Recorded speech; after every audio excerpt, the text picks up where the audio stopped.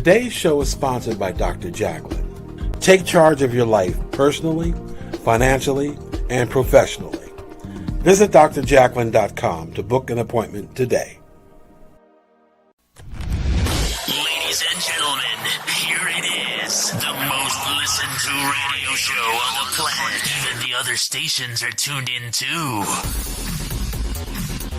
You're listening to Business Talk Radio, where we take business to the next level.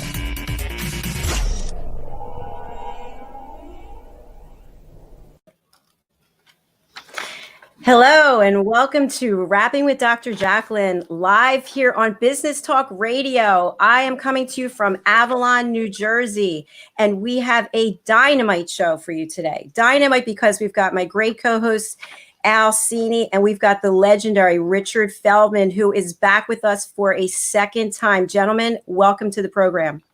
It's such a pleasure. Thanks for inviting me. Absolutely. So, Al, you have done a lot in the media world, and you're always giving me some good pointers, which I love. And you're also the founder of BCAT, and BCAT helps businesses align their employees. It's a cultural transformation, if you will. It is. That's right. And thank you. I appreciate you mentioning that. That's what I'm doing these days, and it's a lot of fun for me. But from my time in the media, I remember picking up our conversation with Richard. On one channel, we've got news that talks about how terrible guns are, and on another channel, we have the Expendables, all the John Wick movies.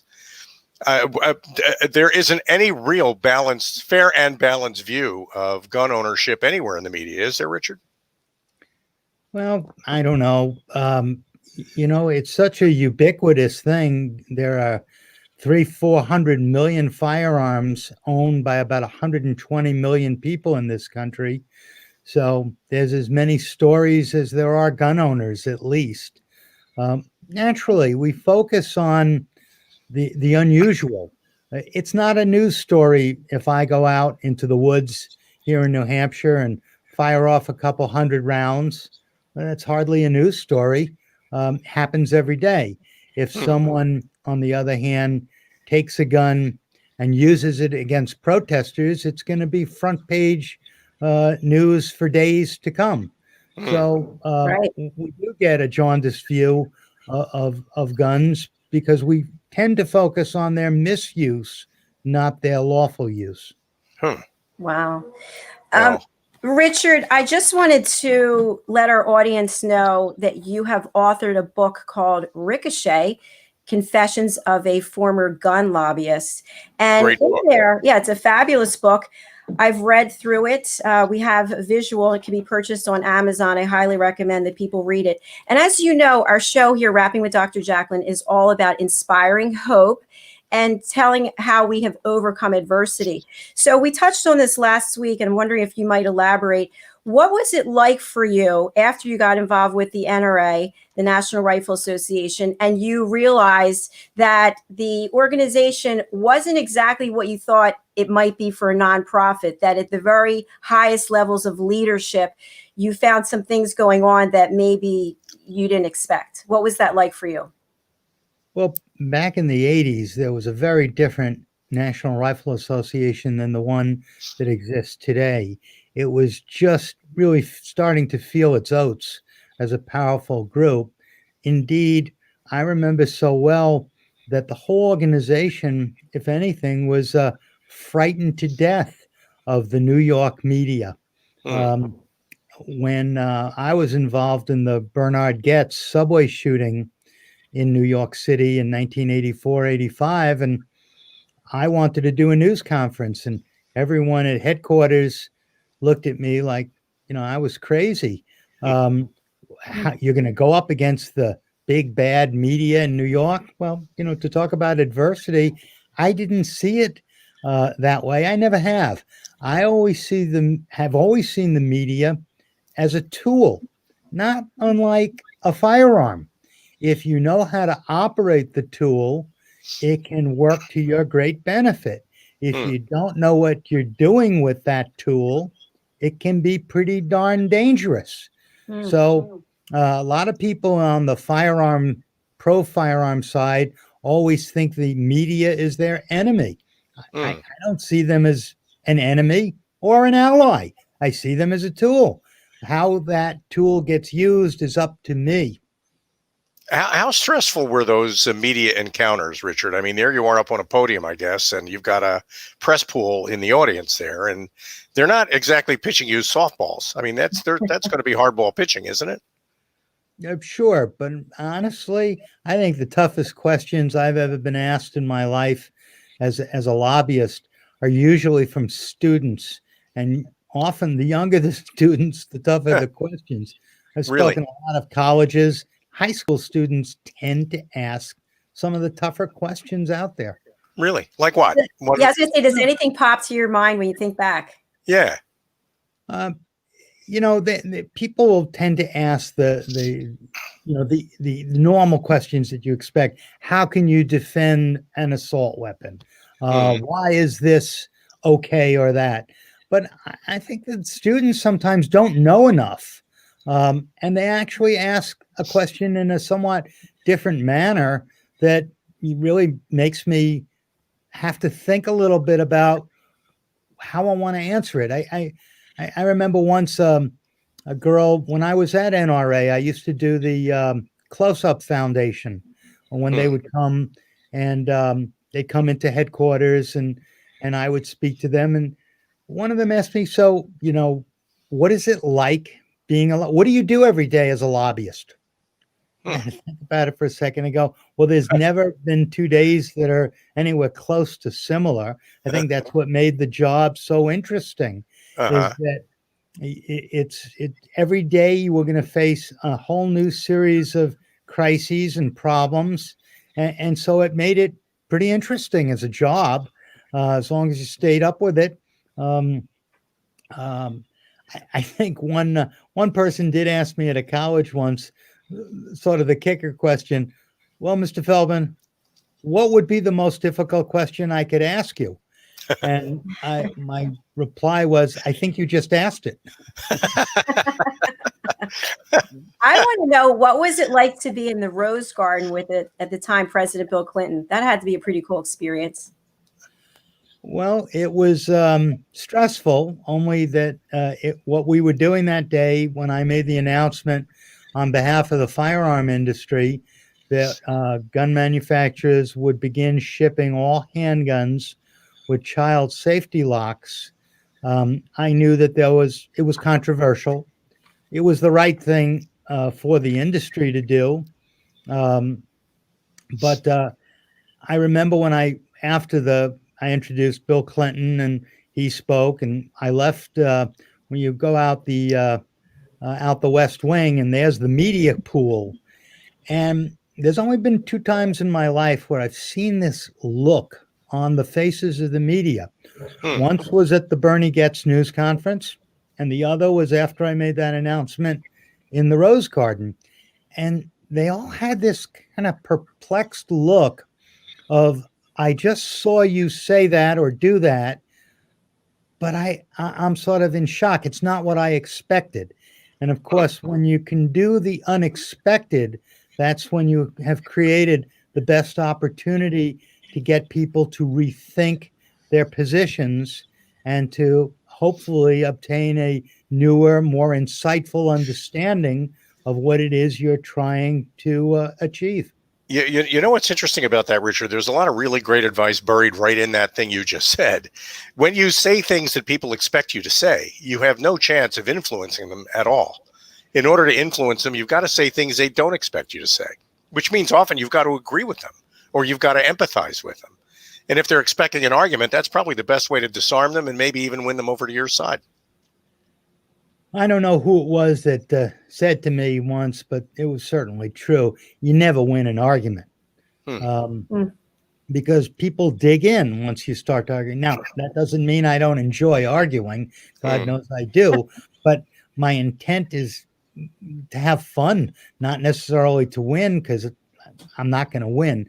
On the other hand, sometimes if you're having a public argument, your goal isn't to get that person you're arguing with to agree with you, but it's a vehicle by which you're hoping the audience, you're using that individual so that the audience comes to the conclusion you wanted them to come to. And I remember Wow. that too. In one of my close-up foundations, I had some girl who was telling me in front of her class how basically she was saying what her parents told her to say. And so I just, played the Socratic method with her a little bit, as we do in law school, and kept on taking her further and further out on the ledge until finally I pushed her over the edge.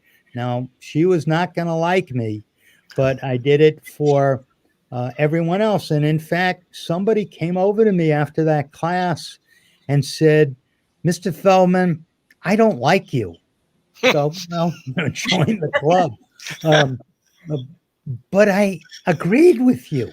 Wow. Wow. And that told me that what I did worked. And where did you learn how to do this? Did you learn this in law school, or where did you learn how to do this kind of thing? How'd you grow up? What was growing up for you like? My dad was a psychiatrist, so you sure didn't win any arguments there, because he'd always question you. Why do you think that way? What is it that makes you believe that? But that made you grow, right? Because you had to think outside the box. I was in debate school when I was in high school. And I think what debate gives you, and certainly law school gives you, is the opportunity to argue on the same facts on both sides. And if there's one thing I've always felt on the firearm issue competent about, it's that I always feel I could make a better argument for my opponents than they make for themselves. And as long as I feel I can do that, I'm very confident that there's nothing they can challenge me with that I'm not already going to be prepared and best them. That's really interesting. I personally have always liked to debate. Some people shy away from it, but I like to look at, point, counterpoint, and understand your position and understand my position and not be in judgment. I think it's actually liberating. I think you grow from debating. I don't know. What are your thoughts on that? I have a couple of thoughts. I when I say argument, we could say debate. When you're doing a formal debate, you're literally getting points from getting certain arguments out there. On the other hand, when I'm on a television show, I don't view it as a debate at all, although they frequently may peg it as such, because I know I'm not going to win the debate. Rather, what I try and achieve when I'm doing a major show is, what is my one or maybe 2 points that I'd like the audience to go away from that show reflecting on? Inexperienced and sometimes pretty experienced people will come in with 12, 15 talking points that they want to get out. Often, certainly in a major news show, maybe you have 3 or 4, 5 minutes. You're lucky to have that discussion. So if you can make one good point that makes people reflect and they go away going, he was right about that. That made sense. The rest of it doesn't matter. I've won. I've done what I achieved, what I set out to achieve. Open their minds to a little different way of thinking of this very confusing, very complicated, very nuanced issue, the firearm civil rights issue.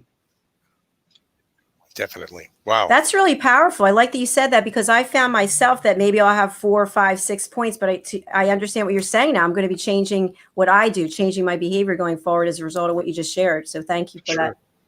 Well, and we're talking about debates. They don't do enough of that. I don't think they teach debating in school anymore. And what passes for political dialogue these days isn't debate at all. It's just screaming and yelling. And so it's kind of a lost art in a way. Yeah, I kind of have to laugh sometimes these days when people talk about alternative facts. And that's an oxymoron. Facts are facts. Now, we can interpret the facts differently, come to different conclusions, but that's what we used to, that's our starting point. This happened. What it means is subject to interpretation, but it's either factual or I made it up and it didn't happen. It may not have happened the way I said, but the way it happens is the way it happens. That's a fact. I mean, kind of like arguing about gravity. Well, it's your opinion that there's gravity. I just think the apple felt like headed from north to south from the tree. I mean, yeah. That's great. Gentlemen, this is a great discussion. We have to pause and take a break and hear from some of my friends, our sponsors today. So stay with us. We have Richard Feldman and Al Cini, my co-host on Rapping with Dr. Jacalyn here on Business Talk Radio. We will be right back. Such a pleasure. Hey everybody, my name is Ralph Graves Jr. I'm the host of the Ralph Graves Jr. Show, and I want to invite you to pick up my book, Unstoppable. I wrote a book called Unstoppable. It's 7 universal laws that will transform how you pursue and achieve success. The one thing that my 20 years of law enforcement has taught me is that no matter who you are, we are all governed by universal laws, like gravity. But in this book, we're going to talk about laws like the law of forgiveness, laws like the law of control, the law of intelligent practice, the law of expectancy. I was able to see how those, no matter what their background was, those who identified and treated these laws with respect, they were able to go on and lead successful lives. So pick up this book, and you can go ahead and pick it up at Amazon.com, BarnesandNoble.com, RalphGravesJr.com, where anywhere where fine books are sold. Thank you. There are 7.7 billion people on Earth today. 40% of these people are under the age of 25. Young adults are the most fertile mission field in the world today. In Scripture, we see Jesus pouring his life into 12 young adults who he equipped to change the world and all of history. Like Jesus, we believe that the best approach to reach the world with the gospel is to invest in young, emerging leaders and equip them to build disciple-making movements. Concentric is the notion of surrounding and sharing a common center. Our center is the model and strategy of Jesus for both leadership development and ministry formation. As a global alliance, we provide equipping in biblical leadership based on Jesus' example in the New Testament. Jesus modeled for us how to make disciples that reproduce. Focusing on leadership development is key to creating movements that spread the gospel and Jesus' disciple-making strategy to young leaders around the globe. Our Ministry Alliance partners are actively equipping leaders and building movements of multiplication that reproduce the life of Christ. Join us today to equip young leaders with Jesus' strategy that will change cities and nations.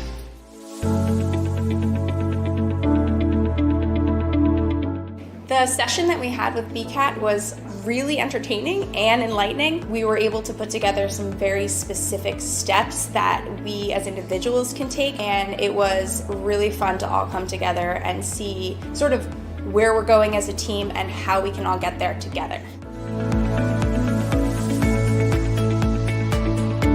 We had a tremendous experience with the BCAT partners. One of the challenges that we have as an organization is to make sure that we have the right people in the right chairs doing the right thing. To do that well, you have to have synergy. You can try to dream up ways to make sure that your group does that, or you can rely on experts. We would recommend BCAT partners to anybody who's looking to take their organization to the next level.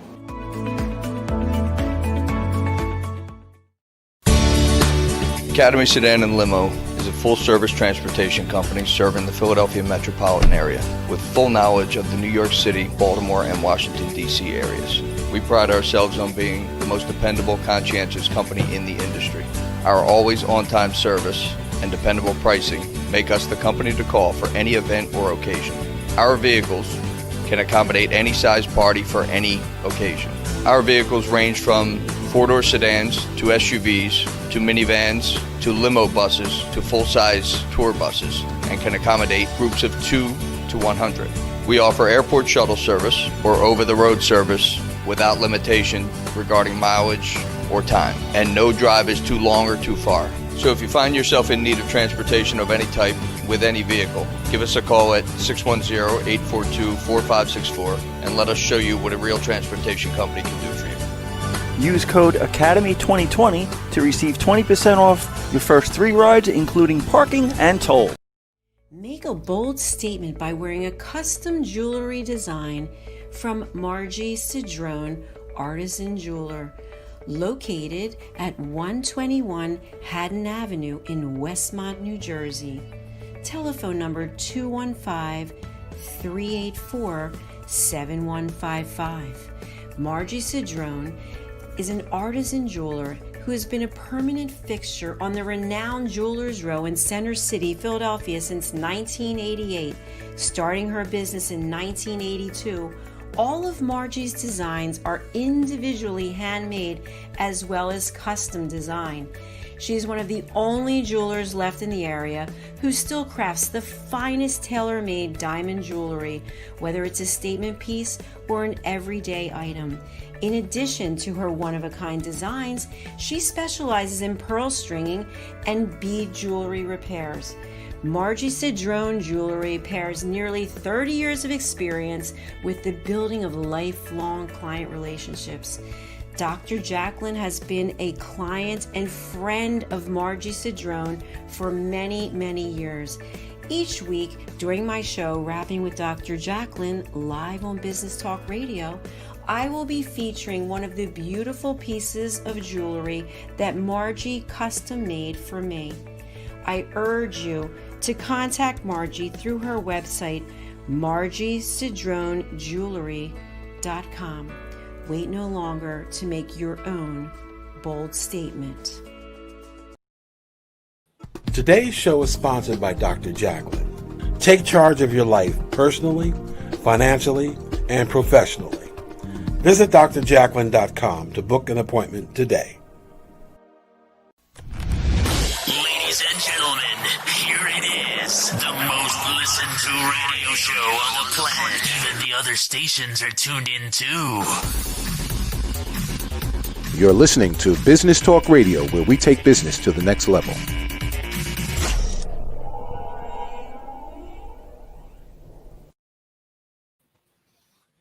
Welcome back to Rapping with Dr. Jacalyn here live on Business Talk Radio. I want to give a shout out to everyone watching Facebook Live and YouTube Live. Welcome. Our show is extra special today because we have Richard Feldman back for a second week, and we have Cini here as well. So gentlemen, welcome back to the program. I want to give the phone number if anybody wants to call in to speak to Richard. The number is 631-627-3145. So gentlemen, before we went to the break, we were talking about the art of debating or lack thereof. And there's a lot going on this year, right? We're in election year. We've heard a lot about defund the police and all lives matter, Black Lives Matter. Richard, last week you mentioned something about the issues for gun rights, or whether it's legalizing drugs, all types of issues. It's not really that's the issue. It's about the people, the citizens, and the relationship with the government. Did I get that right? Pretty much, yeah. So let's delve into that a little bit. Yeah. You know, when we get into the gun issue, sometimes we lose sight of the big picture. And really what the whole firearm issue cluster is about is the relationship between the governed and their government. You know, there are tens, 100 million plus of us that have owned guns most of our lives, never misused them, and always wonder, why does the government want to take away something that I've used and never misused? It's always to get at that sliver of the people who do misuse it. It always seems to me exactly very much like the issues of freedom of speech or religion, or there are going to be some people that abuse their freedoms, but we don't eliminate the freedoms for everyone in the hope that somehow we'll get at that small section of people who are abusing the rights, breaking the law. Instead, we should use our resources, our energy, collectively, collaboratively, and focus in on the people who are the problem. That way, we'd be joining forces instead of having this continual food fight over what I think is really a pretty silly issue when you're up and look at it from that perspective. Well, we're interviewing you. You're in your home, I know, up in New Hampshire. Yes. And I think you guys say live free or die. As I recall, that's pretty much the slogan for the state of New Hampshire. And when we get into gun rights, we're really talking about how much interference in your life are you willing to accept from a government that really doesn't understand you all that well and never ask for your opinion.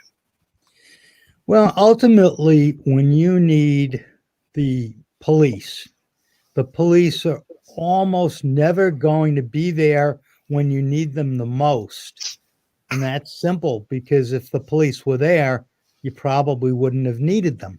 Violent predatory criminals don't commit felonies in front of uniformed police officers. That's kind of a given. And yet you're on your own. All states, everywhere in America, regardless of the particularities, grants citizens the absolute right to use deadly force when confronted with immediate deadly force. Of what value is having that right if that same government effectively denies you the very means, a gun, to enforce that right? So if I'm somebody who, listening to you, by the way, I become less afraid of the whole issue, which is one of the great reasons why it's so great to have you on the program. You're diffusing my fear of something I don't understand. And so last week, after we interviewed you, I went online to try to find some place that I can go to learn how to use a gun. I figured, even if I never own a gun, knowing how to fire one, knowing how to load one, what would you recommend? What do you think people ought to do if they just want to know more about what a gun is without? Well, clearly, if you can find a range, outdoors usually a little preferable to indoors. But if you can just get a lesson and learn how to fire, even if it's a .22 revolver, it's all the same. And all of a sudden you realize that, I mean, I've been with people that are afraid to pick up the gun as though it's going to bite you. I mean, a car is just as dangerous a tool. You're going 60, 70 miles an hour and you swerve into a bunch of people, you're going to do tremendous amount of damage. And none of us get behind the wheel of a car and go, oh my God, I have an ultra dangerous weapon in my hands. I must be ultra cautious because we're familiar with it. It's a tool that we get behind the wheel every day and we drive. Well, similarly with a gun, once you've learned how it operates and that it only does what you command it to do, it doesn't get up and fire. It doesn't fire itself. You have to make it work. And once you operate it, almost like anything, whether it's a car, an airplane, I couldn't fly an airplane, but I'm sure if I took lessons, I'd learn, and all of a sudden, gee, it's not as difficult as I thought. Well, of course, when you know how to do something, it's not as difficult, and it certainly demystifies that thing. Right, Even if you don't like things. I have to share. I had two experiences with guns. The first was there was an emergency. I got a call that my at the time husband was coming home and needed to remove all of the weapons from the house because he was in a bad way. And long story short, I knew there was a gun, and it was a big gun in this red velvet thing. And I knew from watching the movies that the twirly thing, whatever that's called, that there was a bullet in there. The cylinder? Yes, cylinder. Yeah. And so I remember sitting on the bed and trying to get the bullet out, and I ended up pulling back the thing, and the gun went off. Oh, and it just grazed past my shin bone, and it went into the dresser drawers, through the wall, and then out into the driveway. So I was literally in a state of shock, but that's my fault because I didn't know how to use it. So then I went to a shooting range with my father, and I said to him, Dad, this is so weird because there's somebody over here, There's me and there's you over there. Like, what if someone decides to just turn around and shoot me? So they were my experiences with guns. and they're not going to, which is, I guess, kind of the bottom line. You're going to a gun range, and it's funny how irrational that fear is, Dr. Jacalyn. I think it's great that you expressed it that way, because a lot of people have a lot of irrational fears about all kinds of things. Gun might be a more prominent example. Right. But you try it. You learn how it used. Demystifying, I think, Richard, was a great way to put that. That is a great word. So, Richard, I wanted to ask you, because you've had so much experience in meeting with different presidents and you've been on the media countless times, and we're in a state now in this country where there's the great divide, right? There's so much controversy, so much upsetment, so much fear. How do you see us as humanity being able to come back together for the common good? Great question. Yeah, ask us easy question like that, huh? Huge question. I know it's big, but it's any thoughts on that? Well, in a roundabout way, yeah. I've thought for many years, as we've gotten further and further apart, this great divide, that in some ways, the gun issue might be very helpful in that it's probably seemingly one of those issues that you're either on one side or the other. And it's my view that we're really not nearly so far apart, that we really agree on most of the basics on the gun issue in this country. And I'd love the opportunity to show the American people that we can achieve success. We can move the agenda forward. We can zero in on people who misuse guns without interfering with those of us who don't and haven't misused the guns. I think using an issue like this would give us a fresh sense of self, would be, wow, we can do it. After all, I don't think this is such a tough issue. We do have some very tough issues in this country. I don't really think the gun issue is all that tough. I think both sides have used it to make believe that we're on this great divide, and I don't think we really are.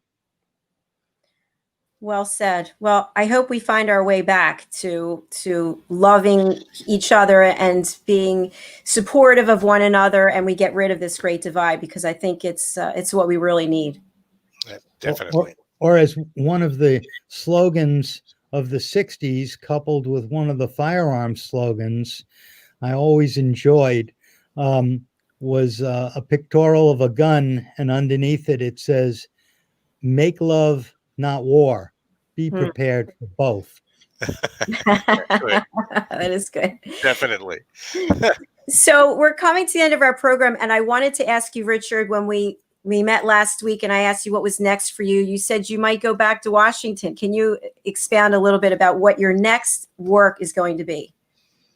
Well, I'm going to be taking the Independent Firearm Owners Association, and I'm going to do what the NRA seems to refuse to want to do, is go knock on the doors of lots of Democrats and talk with them about this issue.